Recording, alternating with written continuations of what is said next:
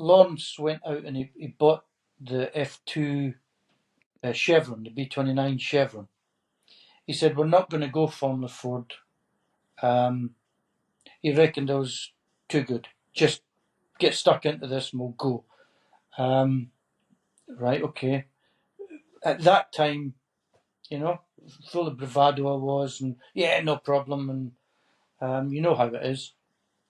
And over the winter, we polished the car to within an inch of its life. And then the first race was Croft. I think I might have some pictures of that. I'm sure I've seen this car at Croft. First race was Croft, so we went down to do a test day. And the test day was on the Monday or something. Arrived there. We'd had the car for 5 months, and when we got there, it wouldn't start. No way. We couldn't get it going. So it was like, well, we're there. I'd only driven a car once. That's it. That's the car. Is that Croft there? No, that's Singleston. Oh, wow.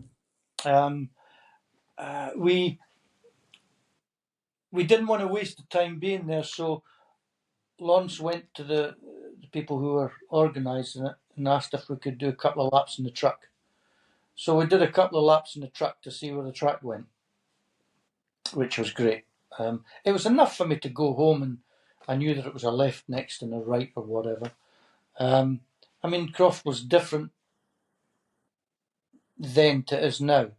So you've got sunny in and sunny out now, yeah. Yeah, but it was just into a right 90 right, was it? Down the old runway? Yeah, sunny in, you went right, and then you went along the runway, and you came out at the bit at the end of the pit straight now. Yeah. And was it left then when you came out at the end of that runway, left into what's now Clairvaux?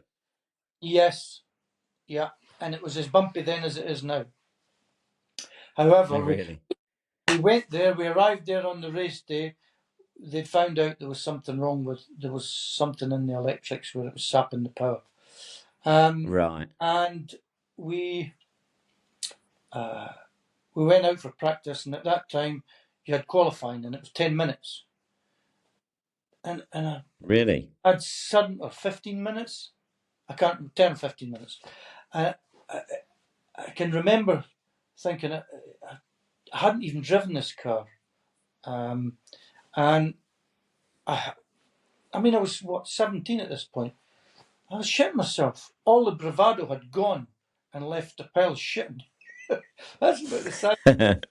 Anyway, got in the car on pole, straight off. No way. Honestly. First race. And it came in, and everybody was talking about it, and that was great, except me. I thought, what have you done? Because now I had to go out and perform. I'd made my own back. So went out, hadn't done a start in one of these cars, and went out, did the warm-up lap, and I'm asking, right, what do I do now? What do I do now? Right, okay. It wasn't lights, it was a flag. And I can remember the flag went down, and I lit this thing up. And going into the first corner, I was 13th. No way. Honestly. Did you spin it up or nearly stall? Yeah, no, spun it. It was just sitting there. I was doing what do you call them? A smoke, whatever it is they do now, tires. So that was fine. I was 13th going into the first corner. I can remember it clearly. And we ended up coming through, getting fastest lap and winning the race on the last lap. Did you? So you came back to win? Yeah, honestly. No way.